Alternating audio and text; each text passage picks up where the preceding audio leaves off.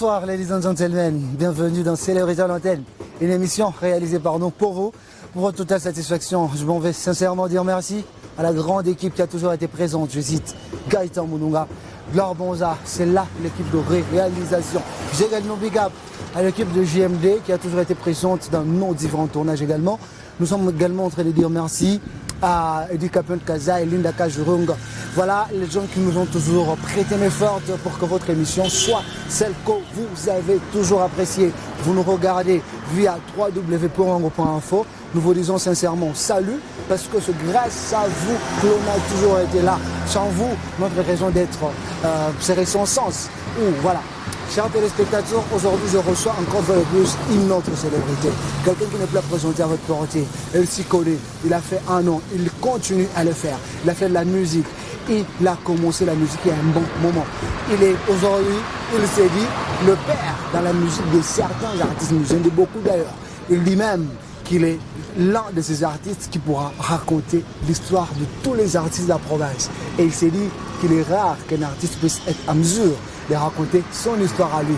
Et c'est avec lui que nous allons devoir partager dans cette émission. On estime bien qu'il sera très ouvert à notre porte aujourd'hui. Il répondrait bien à ce qu'il aura à dire, bien sûr. Et avec moi, chers téléspectateurs, ces après-midi, l'artiste musicien Trésor Vitabex, c'est qui je suis en train de dire bonsoir et bienvenue. Bonsoir, Laila. Ça va, Tata? Pépélé. Bonne. Confinement.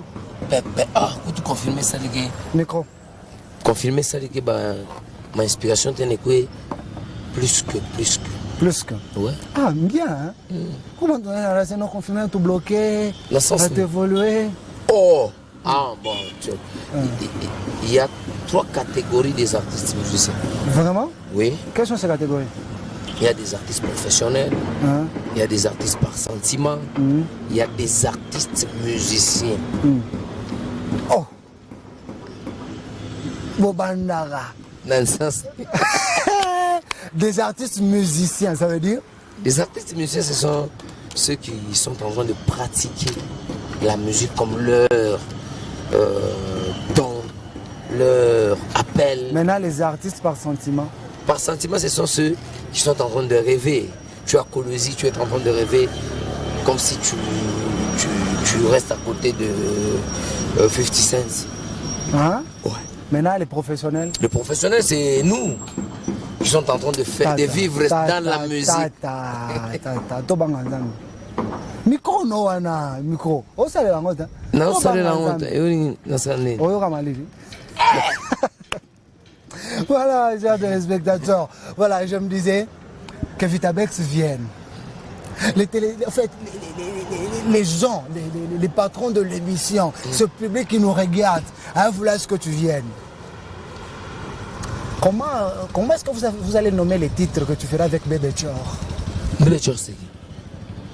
Otunanga. Oh, Bébé Chor, Otunanga. il faut que ça Otunanga. Et ça va. Otunanga. Non, c'est que Bébé Chor, titre wana, so vous allez faire tirer mon ben ngoni. C'est tout ça. Bébé Chor, wana, ndoki wana nena.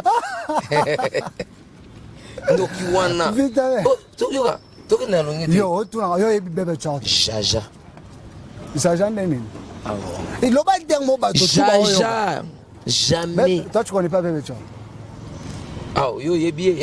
Moi, il m'a dit Bébé Chor. Ah, il t'avait dit que il m'avait dit Bébé Chor. Je ne le connais pas. Tu le connais pas, Bébé Chor? Si. Je ne le connais pas. Non, c'est ça que tu me fais du bien. Non, parce que tu comprends déjà de quoi je suis en train de vouloir parler. Mais Olingo Sala qui me colle. Jaja, bébé. Conscient. Yo biloko bongo lingaraté.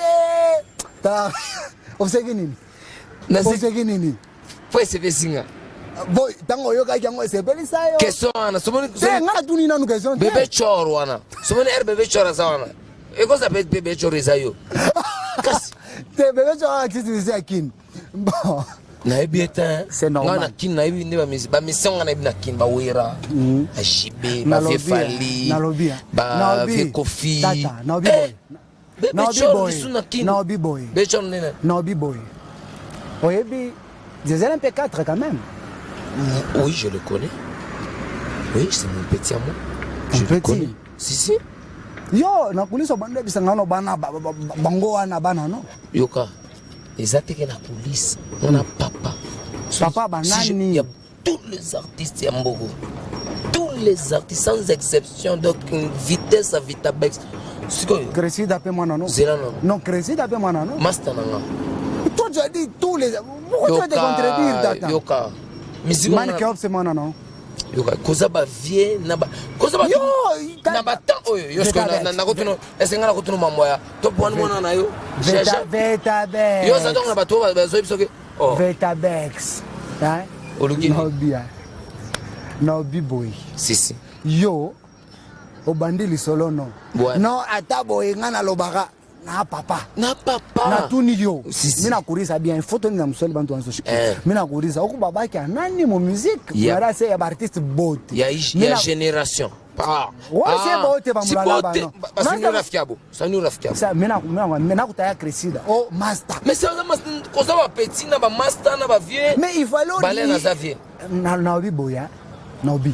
Hein? Il fallait préciser. Crescida esimananga. Crescida. Mela sema hivi. Crescida ni mtoto wako na mu musique sasa tena mtoto wako. Haina mtoto yangu. Sasa ayesima. Sasa unaweza ndako bado bale wanaweza kwa sababu watoto wako. Bale bantu wanaweza comprendre parce que kunyumba shamba zazi mami mafata célébrer. Est-ce on a question kusema mu musique batoto.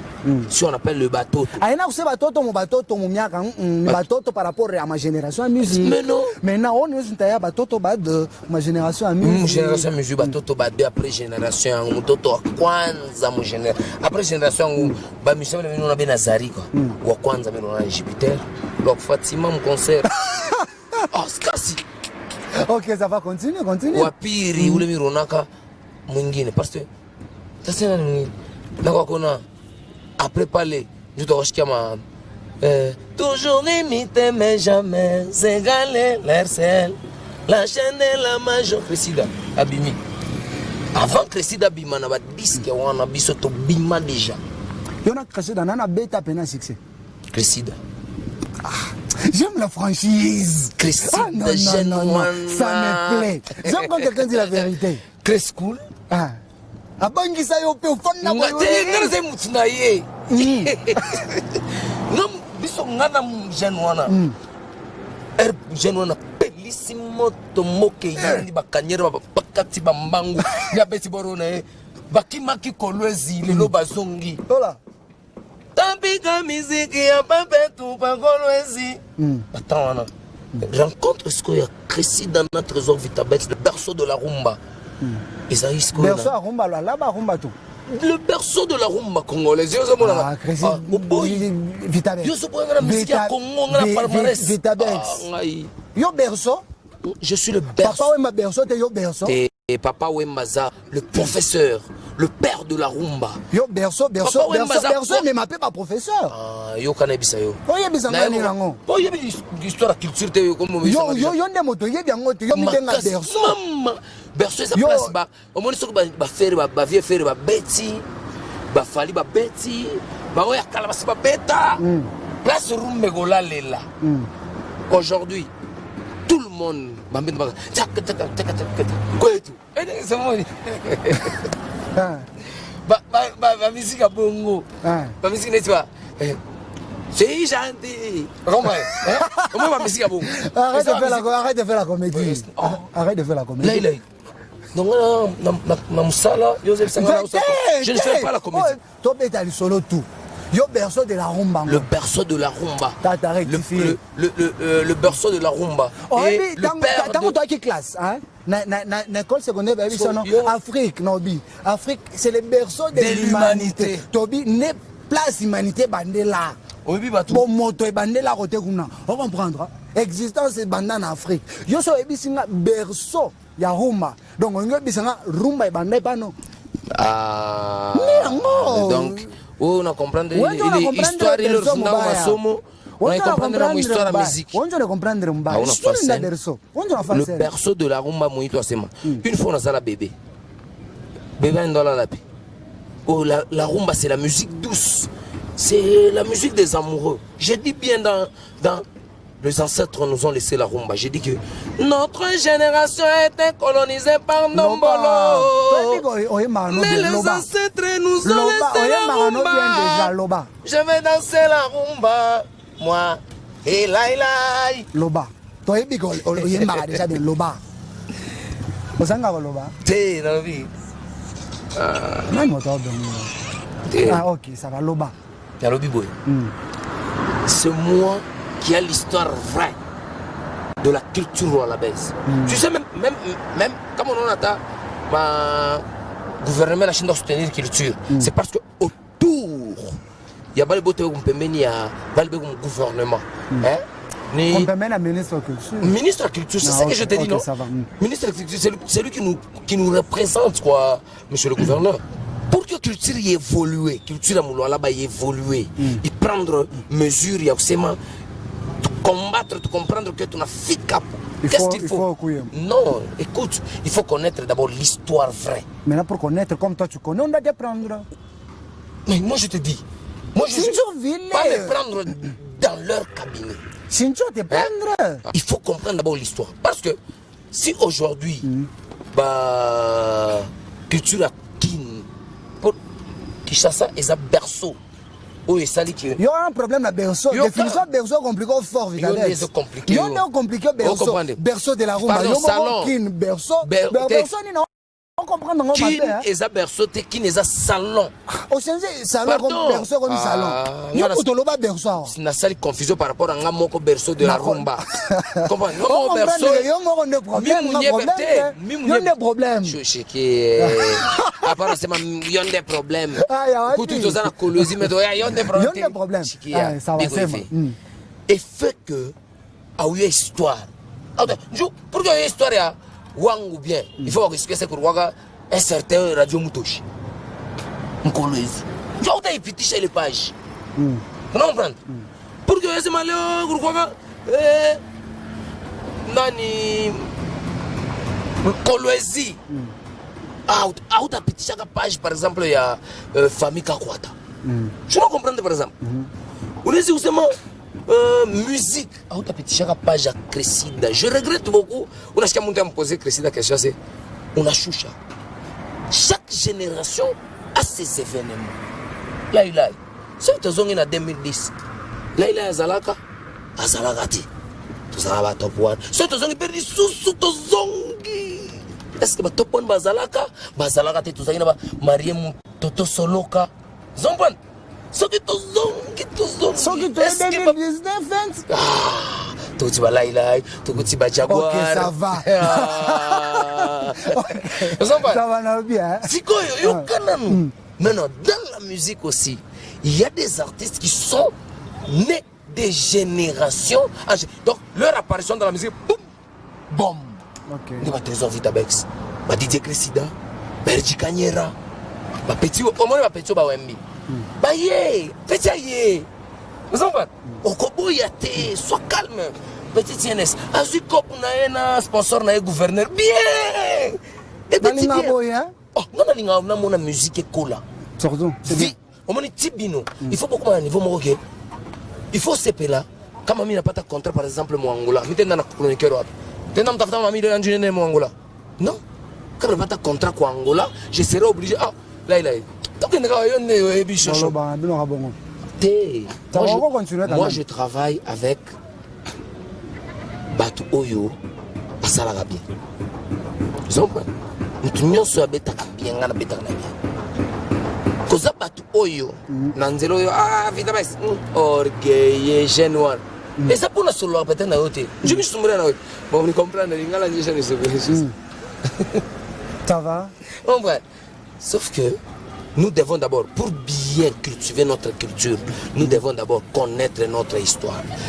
Parce que, on a un papa tchétché. Barwa bana ministre de la culture, mais la famille maman minene. Kolwezi eza berceau et sali sali quand katanga et ça na foot. Il quoi mon maman musique. Tu ne comprends?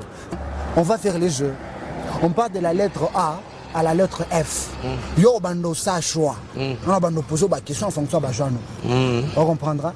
So que non, Christmas, émission passée, abandonné la lettre F, to vida la lettre A. Donc, abandonné A, to vida la F, on va peut-être dans des zones, on va abandonner. Ça va. Non, bien. Yo kolo histoire. Hein? Minta utaya manjina ba artiste ba deux. Autant se débat quelques minutes seulement pour expliquer que histoire artiste moi. Na utaya munino on explique histoire avec. Faut comprendre. Oh, on répète nga histoire. C'est ça. Jupiter. C'est bête à bien. Le monde de la musique. Histoire du monde de la musique. C'est que moi quelque chose. Jupiter, c'est mon frère que j'ai connu. Je suis quoi Zamina Mouya Jupiter, Mina Mona Jupiter. Il y a Fatima, mon concert, il y a QBG Musique. Or QBG, il m'a orchestre après il a toqué avec Armée Rouge. Armée Rouge, il y a ma génération, il est ma extra puissance, il y a Kennedy Fall, Manini. Donc Jupiter, ça va pipi ouvrir Armée Rouge. Non pas. Non, pas en tout cas couler parce que départ il y a pipi Armée Rouge. Une apparition il y a Jupiter. Petit moi Toto mais et une fois c'est à Bill Clinton. Tu comprends? Alors on a crié moi vie, alors ça fica. Il ça. Non ça va crier. Crier que ça. Après parler peut-être dans son panda. Parle dans sa kwenda remontada. Jaja. Ça coopéra que n'était pas bien. Ah c'est mon petit frère à moi. On coopéra bien. Trop cool. To bongi sama ile mama mwambiaka. Ile mwambia sema kato atana mu jambo Mr. Mulamuki. To bongisa. Bongisa tanini. Kana ba 2000. Yosko yo soyeba ki. Si fallait au Twitter. To bongisa kala. Mimi kwa nini? Kama si reconnaître.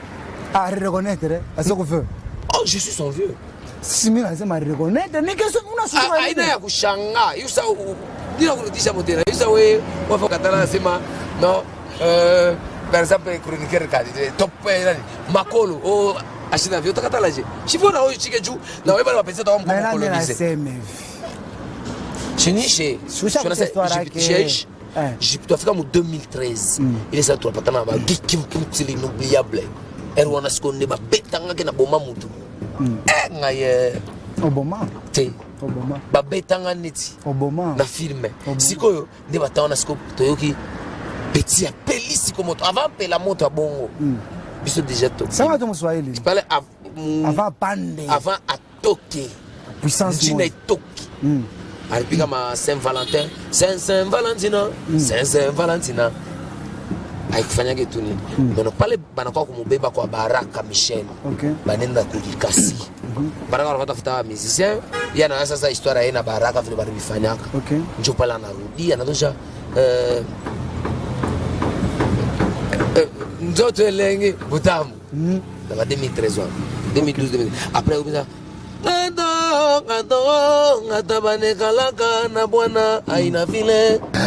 on prend carrément l'histoire de notre artiste musicien.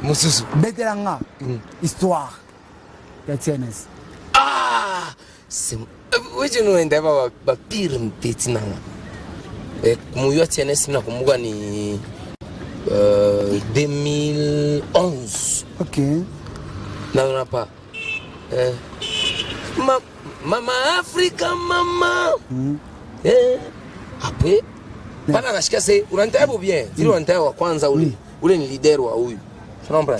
Sinon c'est long ouais, ça va. Non, c'est long ouais. Par rapport à Kutoka, c'est long en tant que le père de l'histoire vrai par rapport à Kutoka mon musique ya Kolwezi pour que ushikirike mkatanga, après Katanga. Il est ça pour 2013 nani Jupiter anawaka. Bala na toshe le mabolo ba master bengine ba Olivier Kayumba ba nini o vita ba sikoyo mais ba sentir que na zoliste ba mfu non ba ndesi ko ba TNS ba ngana TNS Jupiter na CD Toms quoi collège kama connaître déjà tu il est moment ba vile Jupiter sana tu fana ma CJ dumping non ba Mais non, je vais dire une histoire, il y a mon rêve kushindia ba musée ba compilé tout parce que tout on a compilé tout. Je parle les baleines. Maintenant, je n'ai pas fait ça quoi assoiffé na succès. Tellement quoi besoin na ba mushiki shuno ena baleine envier. Anangara idole wake munani mukatanga nangara kanyera savile ni vie wake wa makolwezi déjà shawanza depuis zamani ya shopika mabor. Je n'ai pas fait vie wake.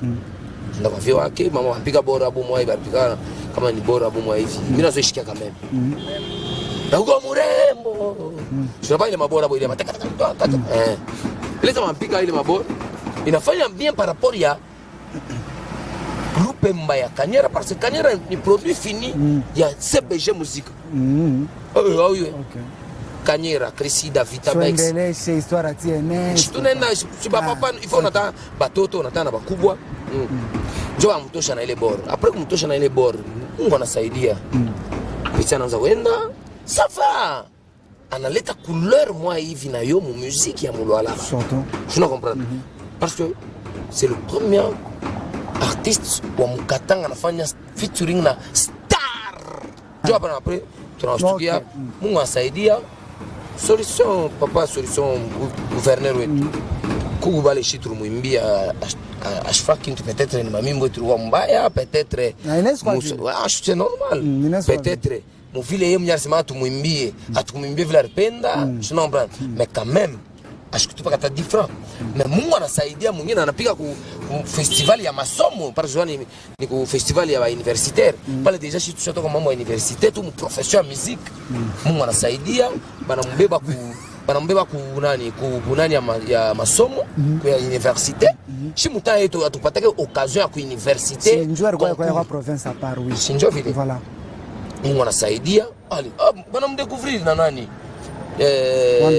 one by one mimi shifatake langu atasema ariba mimi bile bote mimi no nasema ni mtoto ya artiste nina yeni temps ilisaidia anaje mambo ni artiste uji retrouver comprendre anapata na sponsor wake gouverneur papa una sponsor gouverneur utapa saba mimi sebengine alors Vitabex c'était la lettre E en fait tu veux la lettre quoi ingine tu veux me voir F F lettre F on commence on maman on femme na tigel si na tigel mwenye kuya mwa mission una shoto kwa shoto ya mama Aba usawa usikiaka mishesikiaka jumesikia hapana mina yake anakuya kupita ma emission sana kama nasema anakuya maintenant asipitake sana sio ampitaka sawa irarma maintenant mais asema mwenye kwenda kwa Lubumbashi asema d'ailleurs un vieux à qui j'ai dit big up je suis très sûr que monsieur à partir de top.info 3 fois chi mwenye kumuliza sasa ni je evolution musique mulala ase mulala ba muna ba musicien mina kuya shotonge mina me poser les questions moya moya na tigala sema selon ni point de vue yake selon yeye mulala ba musicien yeye bwanake na mtoto wake mwevote hapa amuna ba musicien sa unaona koje point de vue yake chikicha na beta kali solo ya batu mishi sumbrake mambo ya muntu ule napita epishi sumbrake mambo ya ule muntu anipita sumbrake mambo ya muntu ule mimi napita niveau epishi sumbrake mambo ya bantu chini yangu donc c'est via kupita niveau anasema yenjo artiste musicien mulalaba utashindo sema mambo yake shwa mulalaba est-ce que mimi musicien mulalaba mimi musicien mu Congo kumote alia tu vas expliquer ça tombe bien on a posé des questions OK voilà vas-y unaona mimi muntu wa histoire vrai ukiingia mu parc Colosie alisano 2011 vieux Kakwata pas mon image c'est bon et yamboko tu sais batoto bao pas vrai Edika Pen Razai waouh mais non inafanya que Vitabex apike wa pili après mimi ni naxi Vitabex beta mama chimejinga telema na beti ka angayo mawa Ya jabo ingati na teo na sengi palado. Elle a petit borwana. Déjà, mère de la ville a une enveloppe à café. Il m'a kakine café. Bon, c'est ma tout, tu vas comprendre. Pour le musicien. Donc, je l'ai enveloppe par moi, je le musicien. Mais je ne sais pas si avec ça. Elle n'a si quand la carte nous le passe, il faut. Chérie, on a mata. Abandi babor na yon. Oui, que mère de la ville. Babor on a folklore. Oui, que mère de la ville à Chimama. Tant. Parce que comme autoritaire à Chimama, ça me fait président à Chimama. Après que mon a vite avec ça c'est l'histoire vraie. Ça va. Na kati bilingue. Parce que m'a dit na ange.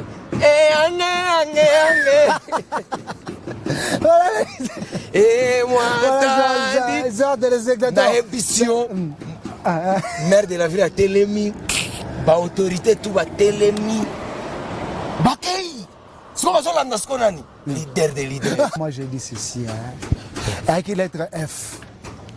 Lettre B. B. On a sur un orchestre à Fali. Orchestre à Fali. Fali a un groupe d'accompagnement.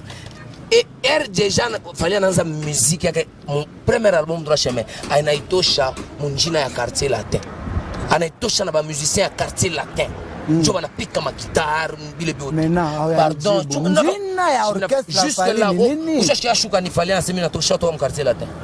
Un quartier latin, musicien au quartier latin, et on a un groupe d'accompagnement, il accompagne carrière.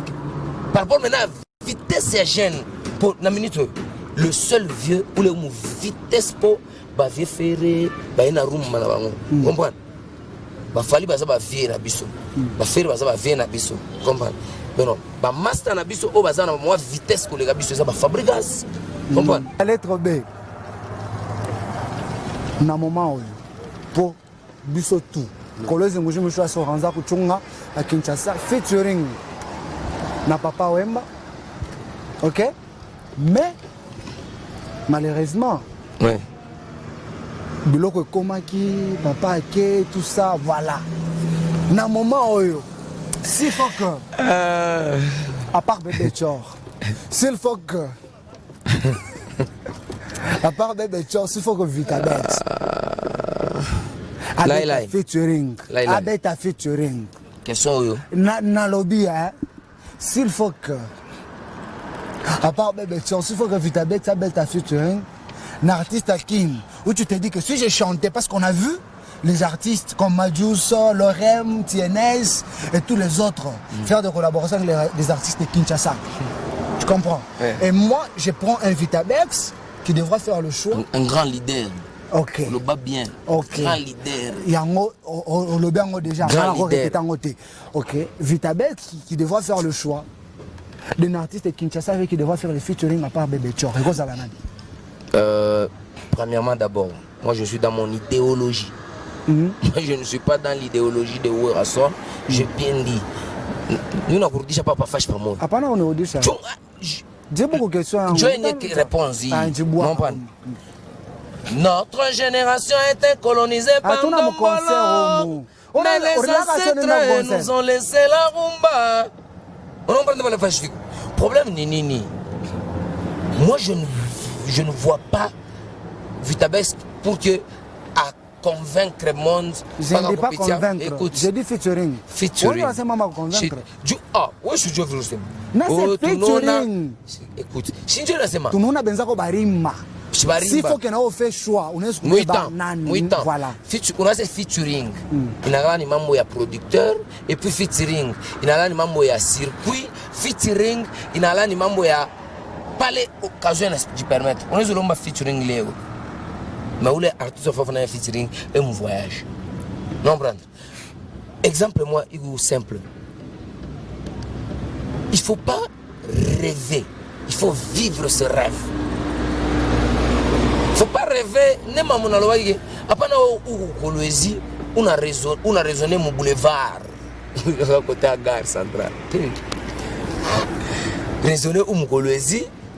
Vitabex à la Mandrandel, on a vu à mon collège où il a dit. Parce que, ma question, il a là, bébé, oh, on a temba la Mekulu. Jusque-là, Ni parenthèse. Ni ma parenthèse. Yote unasema. Njoo question mimi nakupo. Ibi yote tunasema hapa. Njoo question kiloko mimi nakupo. Unaniposer question kidogo. S'il faut que tu fasses le choix. Hii question kwa yangu. Kumbi wewe mimi je comprends.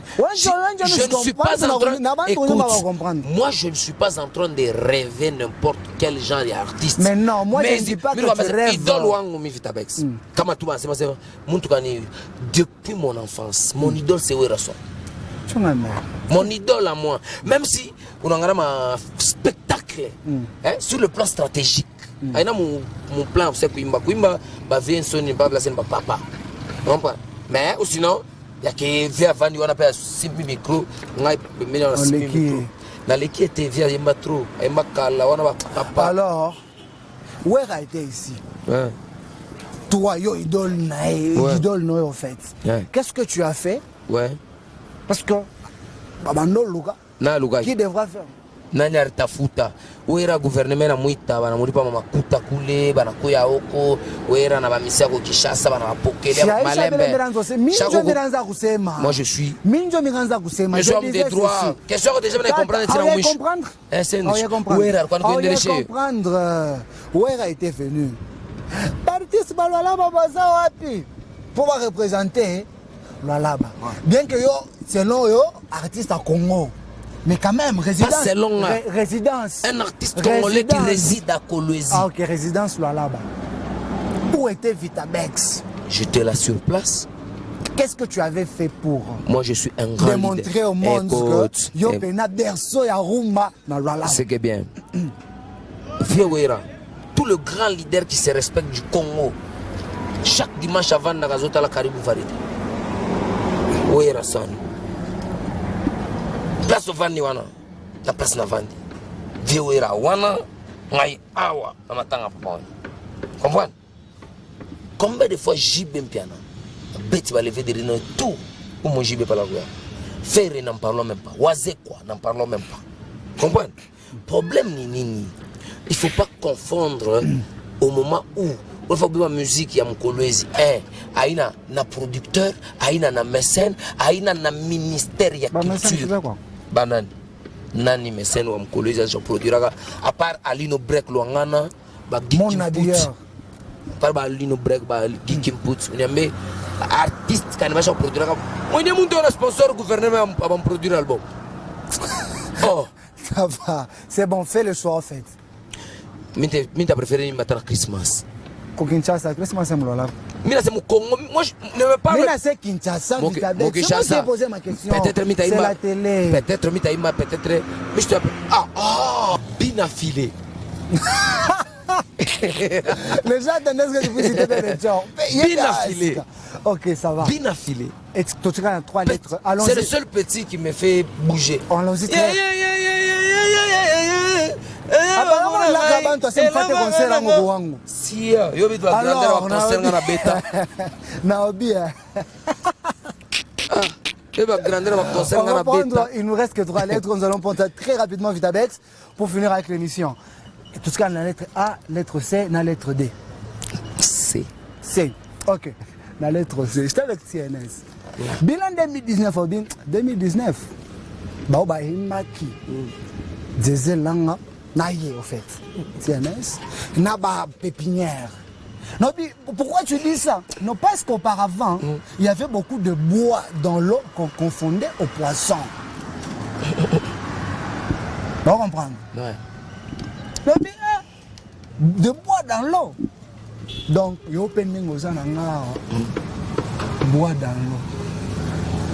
Par rapport à Nan? Par rapport à l'argument TNS. Ok, c'est bien. Confusion dans la tête. Ah, ça a confusion. Confusion dans la tête. La sala est belée. Si la vie n'a peut-être à beaucoup de au sala raté. Chaque fois, bien mingi bile dans la ville peut-être par rapport à Kolwezi. Mais par rapport à tout le monde à Kolwezi boule. Donc, kubale ba chaque fois ka barniwa quand même. Il y a bata muywa kanju ba chaque fois. Mais on parle de trésor Vitabex dans chaque génération. Je parle de Mbanda. Donc, écoute, Laïlaï, c'est pourquoi je t'avais dit l'autre fois que faut pas mélanger les serviettes et les torchons. Moi, je ne suis pas un artiste Yo musicien. serviette et torchon. Nandengo Leubika. Yo ne lo bien ngo, yo ne modoko. Aerobet isko sete ne na lobi nandengo lobi. Tala nanu mutu na niveau ya mutu zoba.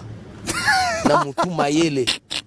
Na pesio balia oyena makambo yoka chikia unakuwa na mambo yako ya fiston ndenga nafanya cha imiko mina kwambia na kupa bule ose tufanye bor mwa hivi asika kote askimir tok mais on met quoi président on a shinda meko kwa président et puis tunakukuisha vice président skip anatoka tu mkolwezi anena tu pa Zambi pesa anashinda kuendesha skim kumbe écoute askim aita kufuaka parce que isha kuzarikwaka parce que le fondateur le coffre donc je suis l'initiateur.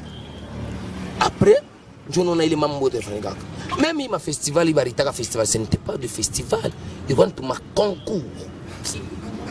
Moi je te dis, moi on a festival Nzenze, on a festival Vikanos. Moi je besoin dans ma histoire vraie. Où le petit ou la sema. Donc on a chéri comme on boit dans l'eau. Mais chéri qui est bon. Oh non! Ase ma boîte dans l'eau, il va falloir mtoto ashinda kutembea kwa asa ni mamba. Comprends? Donc le tika ça boit dans l'eau. Oh, des jeunes, un grand leader de mimi shinda kukin mu copie ya ba chéri, mimi na kukin mu musique. Moi je fais la musique. Mimi ba nitumake kukin ya kopo. Oh, papa gouverneur, fa on nitumeko. Moi je pars à Kinshasa faire la musique. Là, tu me prends pour qui? Un grand leader comme moi. Tu me parles de moi? Yo, na petit na yo. Ah, tu me soumouras moi badé. Tu me soumouras moi badé. Écoute. C'était dans l'émission là que c'est tout soumouras comme bébé. Voilà. Oui, l'émission. On a pourquoi tu partis à Nesifone, c'est même pour ça. C'est lui le président Waskim ou la Waskim. C'est TNS. Sérieux? Oh, mon papa. Tu es le vice-président. Président, c'est ma famille qui est vice-président. Tu es mon Qatari. Ah, tu as. Oh, oh, Kinga Kati, oh, Christy quoi tout sage. Président Nakata, mi fan est vice-président ou bien président. Après, si on a ni skip quoi président. Ni on a dit. Nous, c'est Kinga Kati, c'est nous, le fondateur. Il y a Skim, toi, c'est non. Jaja, oui, une fois le président parce que nous avons. Ok. Ni Kamboya, qui bonde koya. Après, c'est ce qui est. Au moment où tu as dit, Wenjo Nakuya. Vice-président. Ce qui est un musicien, ce qui est un ancien fut musicien. Après ça, c'est quoi le manager? Il faut vivre avec l'argent dans la musique, l'argent de la musique dans la musique, que de vivre en dehors de la musique. Et non, pour une vision, on a pourquoi ma Gaël et Nakoufwa, visionnaire à quoi? Muntu na boulia, shikambele muntu na boulia. Fiston dengarsema ni baké na imiko ou limité imiko ba vite ma bor moi ba vie ba Kinshasa ba verkis bani bo wenya ba ba ko sana ba ko sana tu créer ni bora sasa je me neta mamoni signature mo pande mo toka TNS tu rapanda mo toka TNS voilà tu toka pa TNS rale tu nda pa dadaki tu nikala pam papa tu tafuta njina tu leta manjina après TNS en l'état kama ni vikimia ile kimia meni yenjo wana ile pardon sumura c'est il faut tuite ba leader ici ta tumita tunita mazopo tuita galisnop tuita otonjike ba petit diesel aba bengi bana kwa kuya ni après parce que y a un leader voilà non ce sont de jeunes talents balance à kuya bien kuya maman on a accélérons les temps après il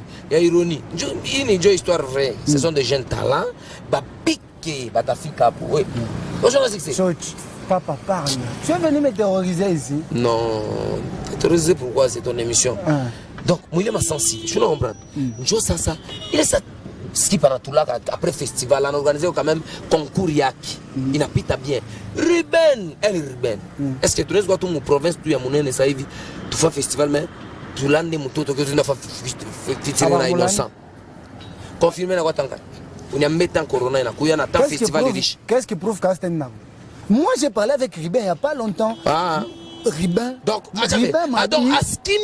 Ribin m'a dit. Donc, moi, il y a un chroniqueur. Je suis un fondateur Askim. Tu es un modèle qui a Askim. On a ce moment Ribin. On finit avec les 2 lettres. Lettre D. Qu'est-ce que tu comptes faire pour que Askim évolue comme il faut? Askim, il y a un Mambe Makuta. Parce que Michina Nathan, il y a Kwenda, Kouriria, n'importe qui voulait. Mais Achina Namakuta, Tatulana, $100. $100, c'est pas de l'argent. Il est à $100, bah, l'État m'a dit, c'est pas où. Maintenant, la Bibia, j'ai donné $100 à. Mais non. Il te faut de l'argent. Askim pour gagner bien, il faut mettre les musiciens conscient.